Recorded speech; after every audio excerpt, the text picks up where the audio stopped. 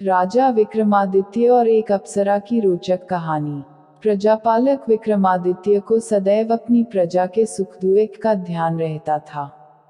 कौन क्या कर रहा है और किसे क्या डैक है, इन बातों का पता लगाने के लिए वे यदाकदा भेष बदलकर निकल जाते। ऐसे ही वे एक रात बाजार की गलियों में घूम रहे थे। आधी रात का समय था।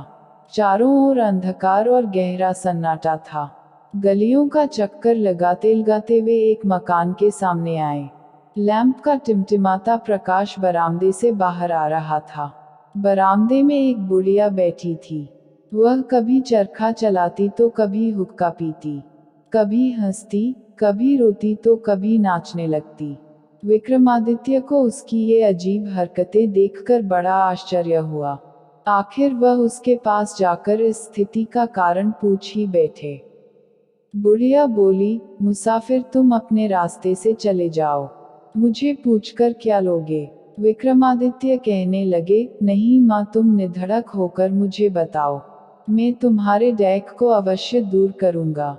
बुढ़िया बोली, मुसाफिर, अगर मेरे डैक को कोई दूर कर सकता है तो वह सिर्फ राजा विक्रमादित्य ही है। इसके अतिरिक्त और किसी के अंदर इतनी सामर्थ्य नहीं। विक्रमादित्य बोले, मैं ही राजा विक्रमादित्य हूँ, तुम बताओ तो सही। बुढ़िया बोली, तुम्हें एक शर्त माननी होगी। अगर 6 मास के अंदर तुमने मेरे कार्य को पूर्ण नहीं किया तो 6 मास समाप्त होते ही तुम्हारी मृत्यु हो जाएगी। इसमें कोई संदेह नहीं। विक्रमादित्य ने सहर्ष शर्त स्वीकार कर ली। बुढ़िया बोली, मेरा नौजवान बेटा और बहू अंदर के कमरे में सोए थे। एक दिन जब मैं प्रातः उनको उठाने गई तो देखा कि दोनों ही गायब हैं। उनके बिस्तरों पर सिर्फ बड़े बड़े पत्थर लेटे थे। यह रहस्य आज तक मेरी समझ में नहीं आया और तब से मेरा दिमाग सही काम नहीं कर रहा है। मेरी हालत पागलों जैसी है। अतः तुम 6 मास के अंदर मेरी बहू और पुत्र को अपनी प्रतिज्ञा अनुसार वापस ले आओ, अन्यथा 6 महीने होते ही तुम्हारी मृत्यु हो जाएगी। राजा ने बुढ़िया से विदाई ली और उसी रात राजधानी का परित्याग कर बुढ़िया के बहुबेटे की खोज में निकल पड़ा। घूमते घूमते कई दिन व्यतीत हो गए। भूखे प्यासे भ्रमण करते करते उन्होंने दुनिया का कोना कोना छान डाला, लेकिन कहीं भी उनका पता न चला। एक रात वे एक नदी के किनारे पहुंचे। थकावट के कारण सारा शरीर चूर-चूर हो रहा था, अतः नदी के तट पर लेट गए। नदी के किनारे की शीतल वायु के लगते ही उनको नींद ने आ घेरा। लेकिन चिंता के कारण नींद भी कितनी देर रहती। रात के 12-1 बजे के करीब उनकी नींद टूट गई। सोचने लगे, 5 महीने तो समाप्त हो गए, लेकिन मैं अभी तक अपना वचन पूरा नहीं कर सका। 6ठा महीना समाप्त होते ही मेरी मृत्यु निश्चित है। अतः इससे तो अच्छा है मैं स्वयं ही नदी में छलांग लगाकर अपनी जान दे दूं। ऐसा विचार आते ही विक्रमादित्य नदी की ओर चल पड़े। ज्यों ही वे छलांग लगाने लगे त्यों ही उन्हें अंधेरे में कपड़े धोने की आवाज सुनाई दी। उन्हें बड़ा विस्मय हुआ कि इतनी रात बीते कौन कपड़े धो रहा है। चलकर वहीं पहुंच गए। धोबी से पूछा, अरे भाई, तुम्हें आधी रात के वक्त कपड़े धोने की क्या आवश्यकता पड़ गई। धोबी बोला, महाराज क्या करूं, हमारे यहाँ अनारकली नाम की लड़की है जिसने आज तक सूर्य का मुख नहीं देखा, दूसरों को तो देखना ही कहाँ। उसके जितने भी काम होते हैं वे रात को ही किए जाते हैं। यहाँ तक कि उसके कपड़े भी रात को ही धोकर सुखाने पड़ते हैं। राजा को यह सुनकर और भी हैरानी हुई। वापस आकर अपने स्थान पर लेट गए और बड़ी देर तक सोचते रहे, लेकिन यह गुत्थी सुलझी नहीं। वे सोचने लगे, एक तो मैं ऐसे ही डहकी हूँ, फिर इस झंझट में पड़ने से क्या लाभ। अतः अब तो मुझे डूबकर ही छुटकारा ले लेना चाहिए। वह फिर चल पड़े। जैसे ही डूबने के लिए तैयार हुए, उनके नाक में धूप की बड़ी मीठी मीठी सुगंध आए और साथ ही निकट से शंख ध्वनि भी सुनाई दी। विक्रमादित्य सोचने लगे, 2 दफा रुकावट पड़ गई। इसका मतलब यह हुआ कि अभी मेरी मृत्यु ही नहीं, प्रातः हो रही है। शायद कोई साधु महात्मा भगवान की पूजा कर रहा है।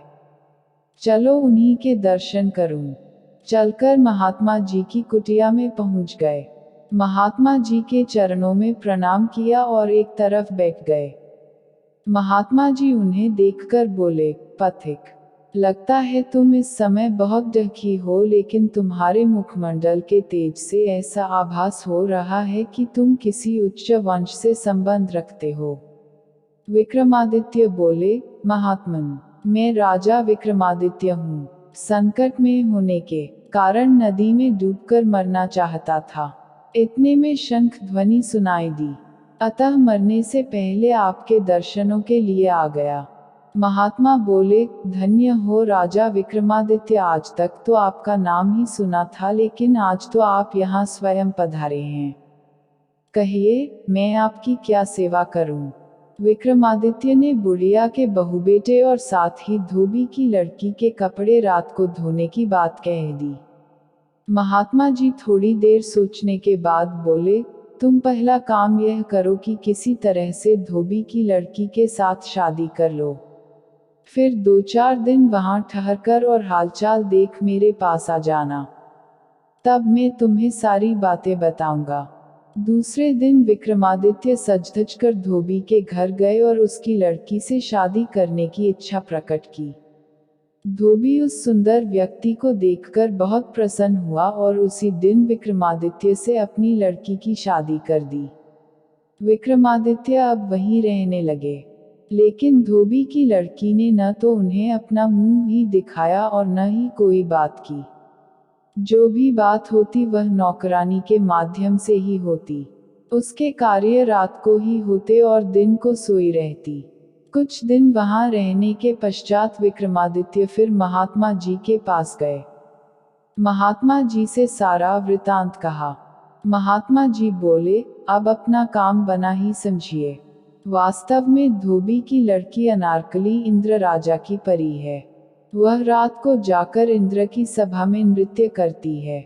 बुढ़िया की बहू और बेटा भी वहीं रसोई का काम करते हैं। मैं तुम्हें 3 दिन के लिए 3 गोलियां दूंगा। एक एक गोली प्रतिदिन रात को मुंह में डाल लेना। उनके प्रभाव से रात को तुम्हें कोई भी नहीं देख सकेगा। बस फिर रात को उसी के पीछे पीछे चले जाया करना। वहां अपने उद्देश्य में सफलता प्राप्त करना तुम्हारे ऊपर निर्भर करता है। इतना कहकर महात्मा जी ने 3 गोलियां विक्रमादित्य को दे दी।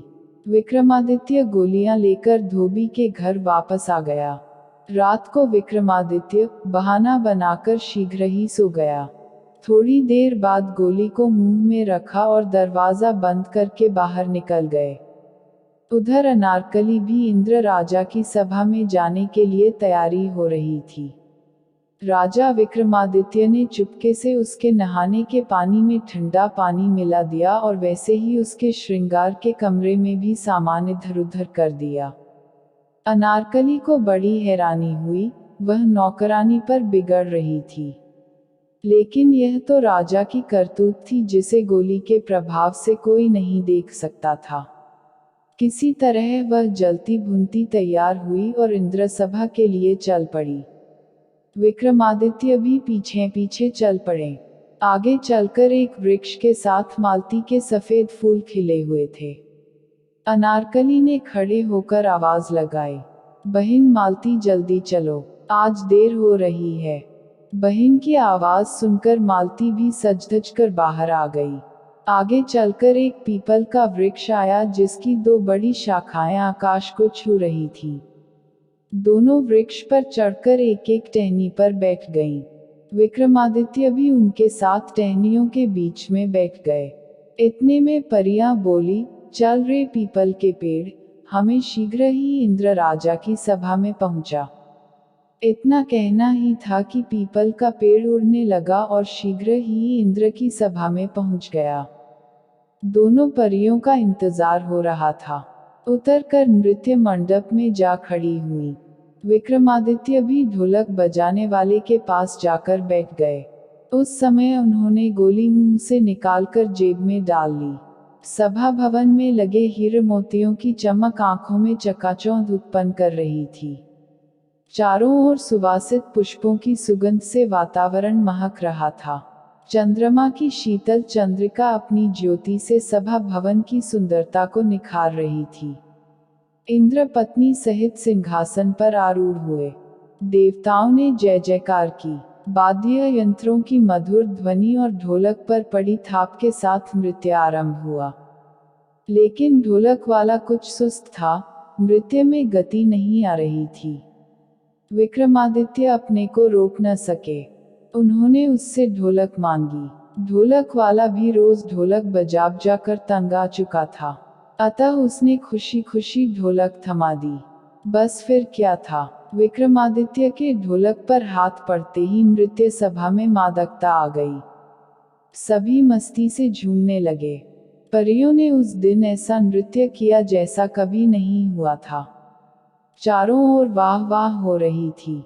नृत्य समाप्त हुआ। इंद्र ने प्रसन्नता से गले का नौलखा हार उतारकर परियों को दिया। परियों ने वही हार ढोलक वाले को दे दिया। क्योंकि वह भी कई बार ऐसे पुरस्कार ले चुका था, अतः उसने भी वह हार विक्रमादित्य को दे दिया। विक्रमादित्य ने हार लेकर चुपके से जेब में डाल लिया। इंद्र की सभा विसर्जित हुई। परियां वापस चलीं। विक्रमादित्य ने भी गोली मुंह में रखी और अदृश्य होकर पीछे हो लिया। उसी पीपल के वृक्ष पर बैठकर उसी स्थान पर आ गए जहां से चले थे। अब विक्रमादित्य परियों से आगे आकर अपने कमरे में सो गए। प्रातः हो गई, लेकिन आज वह नित्य की भांति नहीं उठे। अब तक विक्रमादित्य जाग तो चुके थे, लेकिन सोच विचार कर रहे थे। नौकरानी ने आवाज लगाई, लेकिन वे उठे नहीं। उसने फिर झकझोरते हुए कहा, महाराज उठिए, सुबह हो गई है। विक्रमादित्य आंखें मलते हुए कहने लगे, ओह, तुमने तो बहुत अनर्थ कर दिया। मैं आज एक बहुत ही सुंदर सपना देख रहा था। पास खड़ी अनारकली ने नौकरानी को इशारे से स्वप्न के बारे में पूछने के लिए कहा। नौकरानी बोली, महाराज कैसा स्वप्न था? विक्रमादित्य बोले, ऐसा लगता है जैसे मैं आज इंद्र राजा की नृत्य सभा में गया था। वहां मैंने बहुत सुंदर ढोलक बजाए। इंद्र बहुत प्रसन्न हुआ और इनाम में मुझे नौलखा हार मिला। मैंने उसे लाकर अभी अभी सामने वाली अलमारी में रखा है। जरा तुम जाकर देखो तो सही। नौकरानी को आज्ञा माननी पड़ी। उसने अलमारी खोली। सचमुच ही वहां हार चमक रहा था। अनारकली के आश्चर्य का ठिकाना न रहा। दिन व्यतीत हुआ, शाम आई। आज रात को फिर विक्रमादित्य ने इंद्र की सभा में प्रवेश कर पिछले दिन से भी अधिक सुंदर ढोलक बजाई। इंद्र ने परियों को सोने की थाली में 32 व्यंजन, जो 36 प्रकार से बने थे, पुरस्कार के रूप में दिए। परियों ने यह सोचते हुए कि सारा कमाल तो ढोलक वाले का है, उसी को थाली दे दी। उसने भी वह थाली विक्रमादित्य को संभाल दी। विक्रमादित्य पिछले दिन की तरह शीघ्र ही आकर अपने बिस्तर में सो गए। प्रातः भी काफी देर तक सोए रहे। आज फिर जब नौकरानी ने उन्हें उठाया तो वह बोले, अरे मूर्ख, आज तो तूने मेरा सारा कार्य ही बिगाड़ कर रख दिया। आज तो मुझे कल से भी अधिक सुंदर स्वप्न दिखाई दे रहा था। आज मैंने इंद्र की सभा में कल से भी अधिक सुंदर ढोलक बजाई। इस पर उन्होंने प्रसन्न होकर सोने की थाली में 32 व्यंजन, जो 36 प्रकार से बने थे, भेंट में दिए। मैं उस थाली को लाकर अलमारी में रख ही रहा था कि तूने मुझे जगा दिया। जाओ देखो, वहां है या नहीं। सचमुच वहां थाली व्यंजनों से भरी पड़ी थी। पास ही अनारकली खड़ी थी। उसे काटो तो खून नहीं। उसकी समझ में यह रहस्य नहीं आ रहा था। सारा दिन उधेड़बुन में बीत गया। अंत में हारकर शाम के समय उसे राजा से बोलना ही पड़ गया, महाराज, मेरी समझ में यह रहस्य ही नहीं आ रहा है। सच सच बताए, आपने यह सब कैसे किया? विक्रमादित्य ने अपना सारा भेद बताकर बुढ़िया के बहू बेटे की कहानी भी सुनाई। अनारकली यह सुनकर बहुत प्रसन्न हुई कि यही राजा विक्रमादित्य है। उसने कहा, आज आप फिर चलिए और ढोलक बजाने की सारी कला को सभा में उड़ेल दीजिए। जब इंद्र बहुत ही प्रसन्न हो जाएं और कुछ मांगने को कहें तो 2 वचन मांग लेना। एक में मुझे और दूसरे में बुढ़िया के बहू बेटे को, जो वहां रसोई का काम कर रहे हैं। रात होने पर विक्रमादित्य फिर उसी सभा में पहुंच गए। आज उन्होंने जो ढोलक बजाई तो कहना ही क्या। परियों ने ऐसा सुंदर नाच किया कि चारों तरफ वाह वाह हो उठी। इंद्र मस्ती में सुध खो बैठे। नृत्य समाप्त हुआ। इंद्र ने परियों से कुछ मांगने के लिए कहा। परियों ने कहा, महाराज, आपने कुछ देना है तो ढोलक वाले को ही दें, यह उसी का कमाल है। ढोलक वाला बोला, महाराज, आजकल तो कोई और ही ढोलक बजाता है, आप कुछ देना है तो उसे ही दें। विक्रमादित्य से पूछा गया। उन्होंने 2 वचन मांगे।